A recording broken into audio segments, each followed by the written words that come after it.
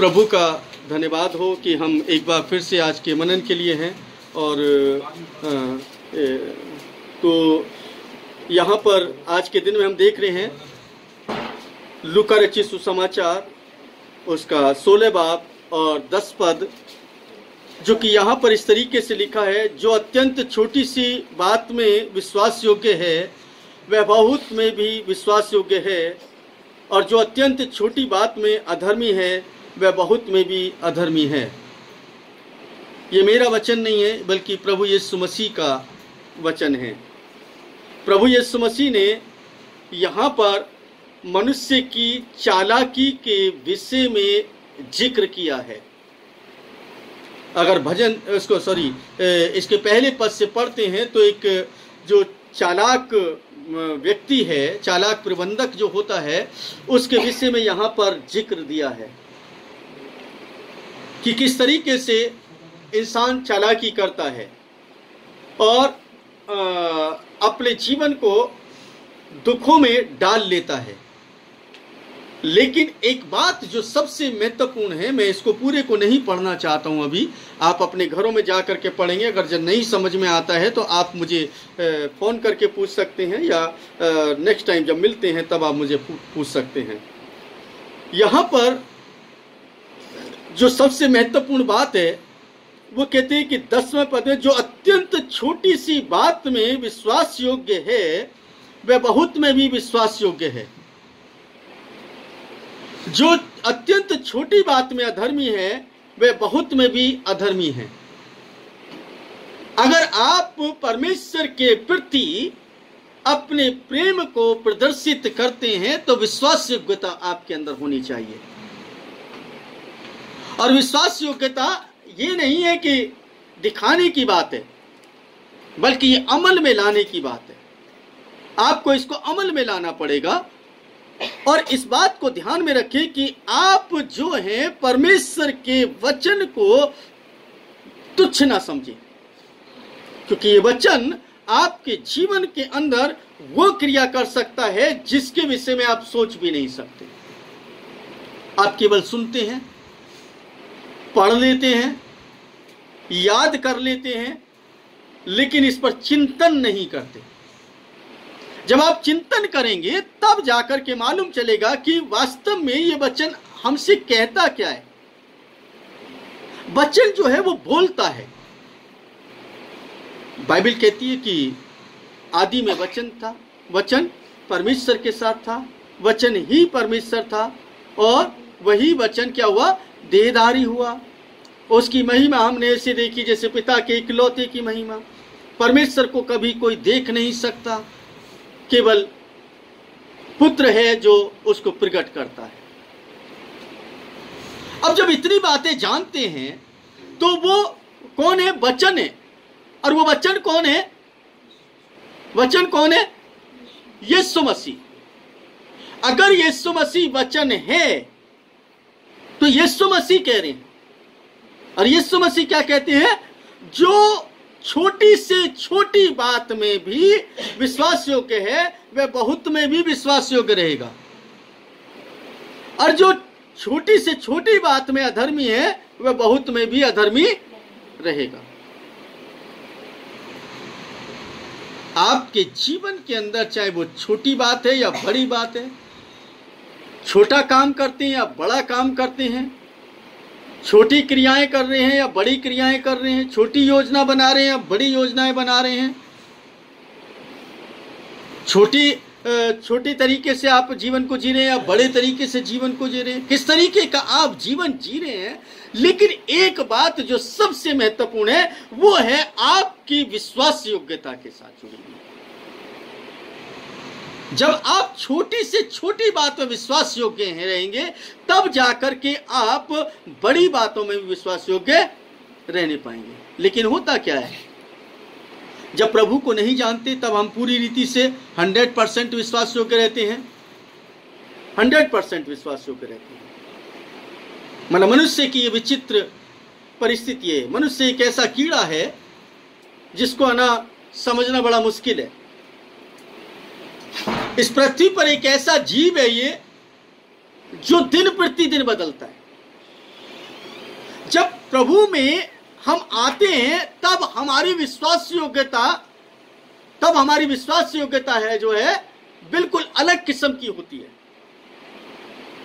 हम परमेश्वर के प्रति छोटी से छोटी बात में भी विश्वास योग्यता दिखाते हैं, और जैसे जैसे दिन बदलते हैं, जैसे जैसे समय बदलता है, हमारी विश्वास योग्यता जो है वो क्षीण होती चली जाती है, कम होती चली जाती है।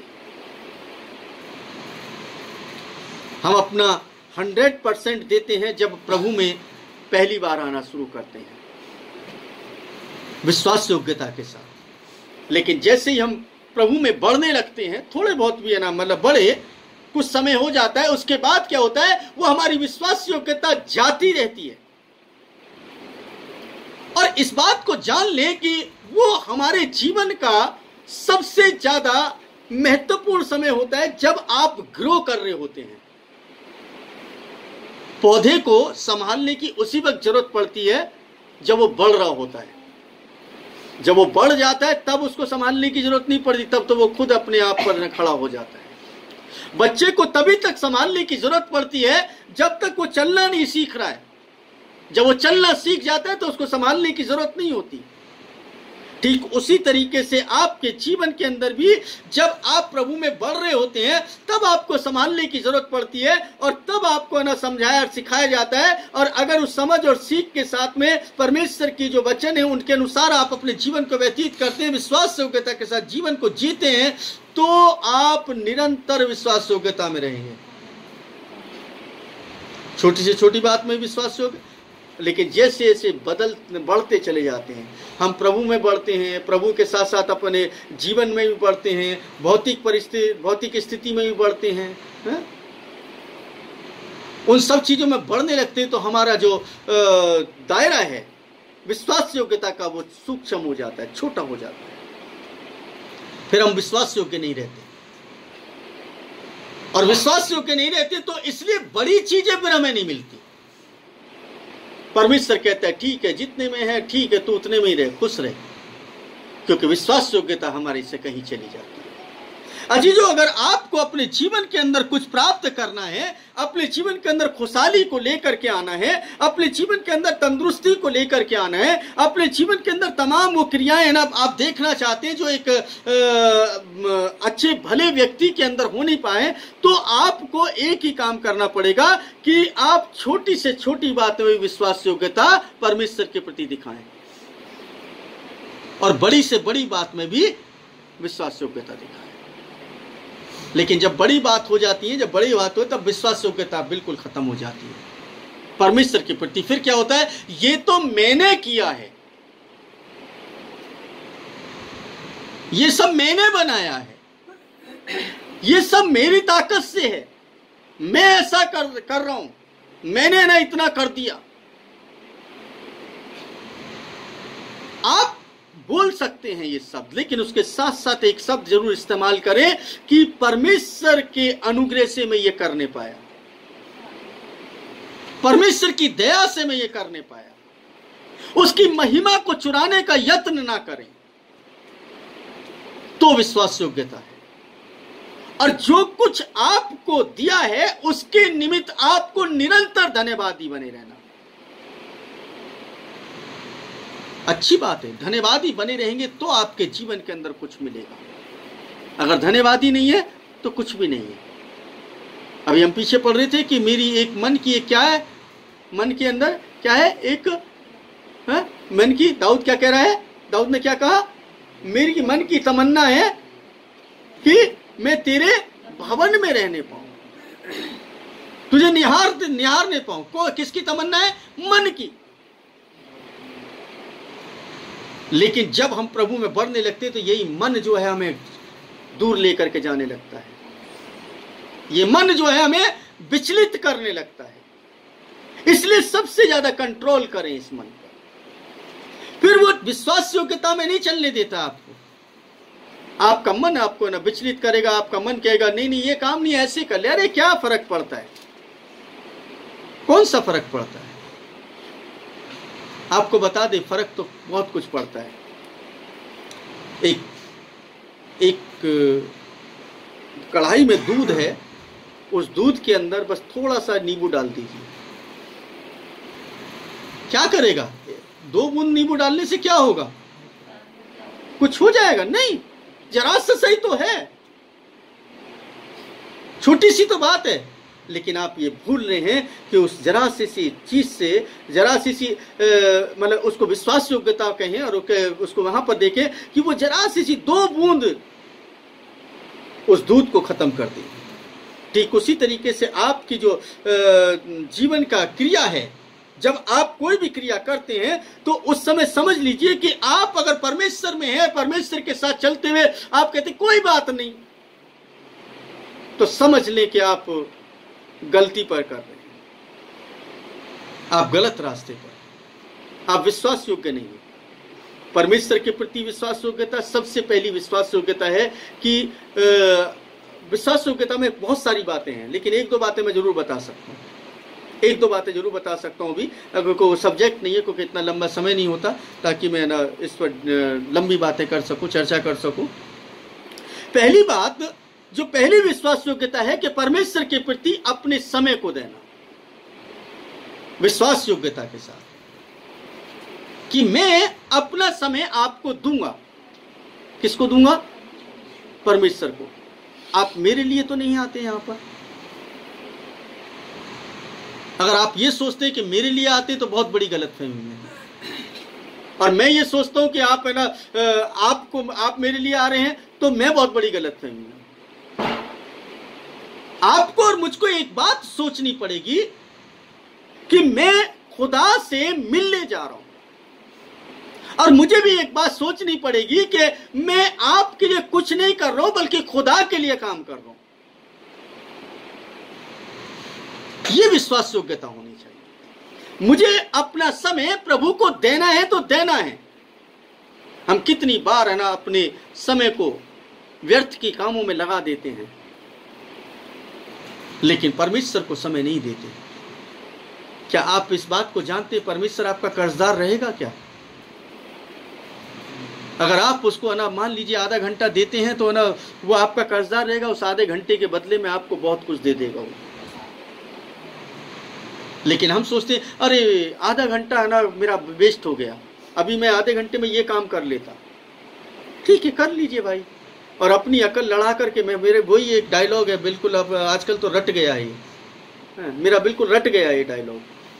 जब आप इतने समझदार हैं भाई, इतने पढ़े लिखे हैं, इतने है ना बुद्धिमान हैं, तो आप मेरे से सलाह लेने क्यों आए? क्यों पूछ रहे हैं आप मुझसे? क्योंकि आपसे ज्यादा समझदार कोई है ही नहीं। आपने जिंदगी के इतने वर्ष ना अच्छे से गुजार लिए, आपने अच्छा मुकाम हासिल कर लिया, अब क्या जरूरत है? क्योंकि आप दूसरों को सलाह दे सकते हैं। अगर नहीं कुछ कर पाए तो इसका मतलब है कि आप जो सोच रहे हैं वो गलत है। गलती पर वहां पर है जो आप ना कुछ नहीं कर पाए, इसलिए आपको सलाह की जरूरत पड़ रही है। और आपको बता दें कि परमेश्वर से बेहतर सलाह कोई नहीं दे सकता। मेरे पास कोई भी सलाह मेरी अपनी नहीं होती है। जब कोई भी व्यक्ति आता है उसको बता देता हूं कि परमेश्वर का वचन ऐसा बताता है, इस तरीके से कर लेंगे तो ज्यादा अच्छा है। अगर मान लीजिए मैं दुनियावी तरीके की जो है ना बातें आपको सिखा देता हूं या बता देता हूं, तो उसमें भी परमेश्वर के वचन से नाप तोल करके ही मैं आपको बताता हूं, अलग नहीं बताता हूं। कुछ क्रियाएं मैं अभी वो यूएस में अभी डॉक्टर डेल हैं, उनकी एक क्रास्ट्रोलॉजी एस्ट्रोनॉमी है ना, एक वो है, मतलब उनकी एक जो हिंदी में तो खैर है, वो तो खैर इंग्लिश में है ना पूरा सेशन चल रहा है। ये मसीह शास्त्रीय खगोल विज्ञान, यानी कि आकाश में मसीह का चित्रण, वो कौन है, कहाँ पर है, कैसे पैदा हुआ, क्या था उस वक्त, स्टार्स की क्या स्थिति थी, और इन ये जितने भी मन जोडियाक है उसका क्या मीनिंग है, उस सब पर ना मैं अभी 2 महीने की क्लास चल रही है, जो 2 महीने की स्टडी है ना, मैं उस पर ना कर रहा हूँ, क्योंकि मुझे थोड़ा सा शौक भी है। तो उसमें वो कहते हैं कि हर चीज को बताया जा सकता है, हर चीज को जाना जा सकता है। किसके द्वारा? परमेश्वर के द्वारा, वो बता सकता है। लेकिन हम अपने तरीके से चलते हैं, अपने तरीके से कार्य करते हैं, और फिर हमें मालूम चलता है कि हम विश्वास योग्य तो रहे ही नहीं। और जब विश्वास योग्य नहीं है कोई व्यक्ति, तो उसको कैसे परमेश्वर आगे बढ़ाएगा? मान लीजिए ले दे करके खींचतान करके कुछ ना बढ़ भी गया थोड़ा बहुत, आप क्या समझते हैं कि वो और बढ़ेगा? नेवर। जहां तक पहुंच गया ठीक है, अब तो नीचे ही पतन होना ही शुरू होगा, बढ़ना नहीं है, फिर तो खत्म ही होना है, क्योंकि विश्वास योग्यता नहीं है। इसलिए आप अपने जीवन के अंदर विश्वास योग्यता। दूसरी बात कि जब हम कोई भी कार्य करते हैं तो हमें अपने कार्य को परमेश्वर के समक्ष रख करके करना चाहिए। परमेश्वर देख, हम ये कार्य कर रहे हैं, बड़ी ईमानदारी के साथ बता रहे हैं, इसमें कोई भी झूठ और फरेब हम नहीं करेंगे, ये हमारी विश्वास योग्यता होनी चाहिए। फिर परमेश्वर को आदर देना बहुत जरूरी है। अब आदर देने का मतलब ये नहीं कि प्रार्थना कर रहे हैं तो ये आदर दे रहे हैं। आप ना बताइए, प्रार्थना कर रहे हैं, कौन सी बड़ी बात कर रहे हैं आप जब प्रार्थना करते हैं विश्वास योग्यता में आता है। प्रार्थना करना विश्वास योग्यता में है? प्रार्थना किस लिए कर रहे हैं? हमें कुछ चाहिए, हमें कुछ चाहिए इसलिए प्रार्थना कर रहे हैं ना। विश्वास योग्यता अलग मतलब है। परमेश्वर के प्रति वफादारी, जिसने आपको जिंदगी दी है उसके प्रति वफादारी। प्रार्थना कर रहे हैं हम अपने लिए कर रहे हैं, बाइबल पढ़ रहे हैं हम अपने लिए पढ़ रहे हैं, क्योंकि हमें कुछ सीखना है। लेकिन वफादारी कहां पर है?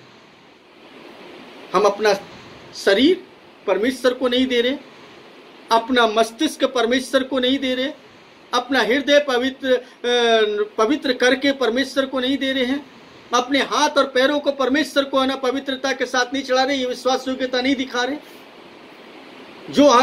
जो परमेश्वर हमें धन देता है उसके द्वारा परमेश्वर के प्रति वफादारी नहीं दिखा रहे, विश्वास योग्यता नहीं दिखा रहे,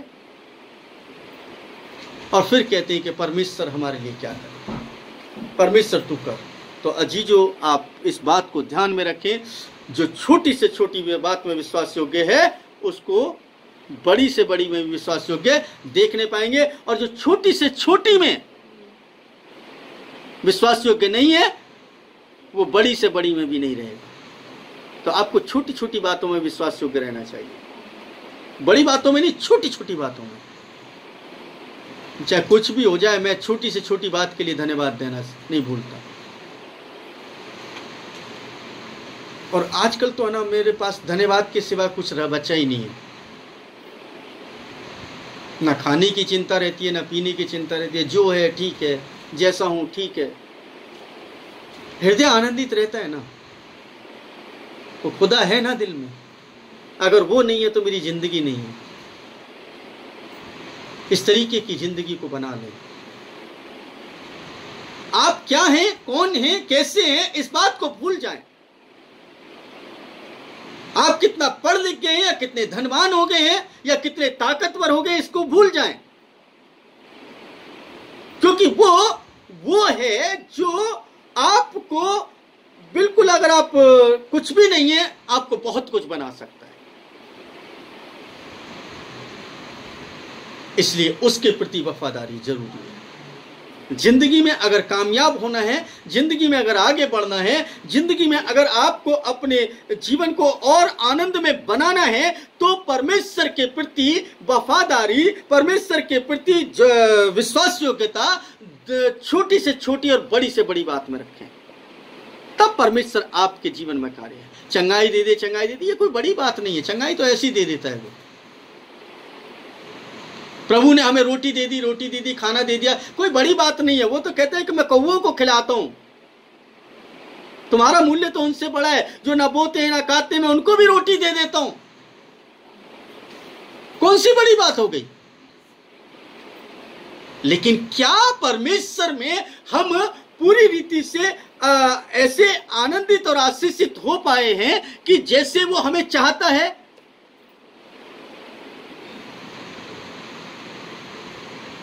इसलिए आप अपने जीवन को वैसा बनाने का यत्न करें जैसा प्रभु चाहता है। और आपको एक बात और बता सकता हूं कि जब आप प्रभु की इच्छा के अनुसार उस जीवन को चलाना शुरू करेंगे, अत्यंत छोटी से छोटी बात में विश्वास योग्य रहेंगे और बड़ी से बड़ी बात में विश्वास योग्य रहेंगे, तो आप इस बात को जान लें कि परमेश्वर आपके साथ होगा। अगर आप छोटी से छोटी बात में भी अधर्मी हैं तो बड़ी बड़ी बातों में भी फिर अधर्मी होंगे। अधार्मिकता आप पाप नहीं करते हैं आप लोग मेरे जी, जो आप पाप नहीं करते हैं बल्कि अधर्म करते हैं, क्योंकि हम कहते हैं कि यीशु में विश्वास करने से हम लोग क्या ठहराए गए हैं? धर्मी ठहराए गए हैं। और धर्मी ठहरा दिए तो जब कोई व्यक्ति पाप करता है तो उसके लिए अधर्म गिना जाता है। तो छोटी से छोटी बात में भी अधर्मी है, तो इसलिए बड़ी बड़ी बातों में भी अधार्मिकता की बातें कर लेते हैं। आपको डिसाइड करना है। वो कहता है 11वां पद में उसका पढ़ना चाहूंगा क्योंकि समाप्ति पर हूं मैं। अतः यदि तुम अधर्म के धन में विश्वास योग्य न रहे तो सच्चा धन तुम्हें कौन सौंपेगा? अधर्म के धन में विश्वास योग्य नहीं रहे तो सच्चा धन तुम्हें कौन सौंपेगा? अब यहां पे अधर्म का धन कौन सा होता है भाई? जो भी चीज आप अधार्मिकता के साथ प्राप्त करते हैं, अगर उसमें विश्वास योग्य नहीं है तो परमेश्वर आपको आगे नहीं बढ़ाएगा। ध्यान रखें। आप और मैं क्या कौन सा धार्मिकता का धन कमाते हैं क्या? इस पृथ्वी पर अगर धन की बात आती है तो अधर्म से ही कमाया जाता है। बस ये है, अंतर है कि कोई है ना पूर्ण रूप से अधार्मिकता में जीवन को जी रहा है, कोई व्यक्ति कम जी रहा है, कोई 30 गुना, कोई 60 गुना, कोई 100 गुना फल लेकर के आ रहा है। 100% तो कोई भी नहीं दे रहा परमेश्वर को अपना, लेकिन कुछ परसेंटेज तो हम बढ़ा ही सकते हैं। जब हम अधर्म के धन में विश्वास योग्य नहीं रहे तो हमें सच्चा धन जो परमेश्वर का धन है, परमेश्वर हमें कैसे सौंपेगा? इसलिए हमें किस में विश्वास योग्य रहना है? परमेश्वर के साथ चलते हुए, परमेश्वर की इच्छा की पूर्ति के लिए। परमेश्वर भला है। परमेश्वर आप सबको बड़ी आशीष और बड़ी बरकत दे। इसलिए ध्यान में रखें, ये आज के दिन में जो छोटी से छोटी बात में विश्वास योग्य है वो बड़ी में भी विश्वास योग्य रहेगा, और जो बहुत में भी विश्वास योग्य है रहेगा, और जो अत्यंत छोटी से छोटी बात में भी अधर्मी है वो बड़ी में भी अधर्मी रहेगा। और फिर है ना, बड़ी की कामना ना करें। आप बड़ी की कामना करना है तो आपको विश्वास योग्यता परमेश्वर के प्रति दिखाना पड़ेगा। फोर्स नहीं है ये स्वेच्छा से होता है, फोर्स नहीं है। ध्यान रखें, फोर्सफुली नहीं है। अभी कोई मुझसे फ्राइडे को ना मुझे पूछ रहे थे कि धन का मतलब दान क्या है। मैंने कहा दान का मतलब है ना बिल्कुल स्पष्ट है। मैंने वो वीडियो भी बना के डाली कि जो स्वेच्छा से और हर्ष से देता है उसी से परमेश्वर प्रेम है। कुड़ के देता है उस पर तो ना सोचे ही ना कि मिले, उसको कुछ मिलने वाला है। हर्ष से दिया जाता है और ये विश्वास योग्यता में ही आता है। तो कहने का मतलब है कि हम परमेश्वर के साथ अपने जीवन को वैसा बनाएं जैसे परमेश्वर चाहता है। और अगर जिस तरीके का जीवन हम जी रहे हैं उसी तरीके के जीवन को जी करके हम है ना इतनी उम्र काट चुके हैं, तो अगर आगे भी ऐसी काटनी है तो आप कैसे भी चल सकते हैं जी, जो कोई फर्क नहीं पड़ता है। परमेश्वर भला है, परमेश्वर आपसे प्रेम करता है, इसलिए परमेश्वर की इच्छा के अनुसार जीवन को व्यतीत करें। परमेश्वर का नाम आपके द्वारा निरंतर ऊंचा हो। परमेश्वर आपको बड़ी आशीष और बड़ी बरकत दे। आमीन।